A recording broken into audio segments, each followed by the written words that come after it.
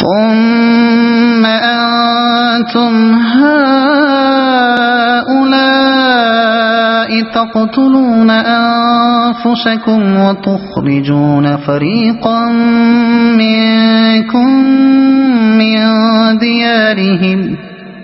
تظاهرون عليهم بالإثم والعدوان وإن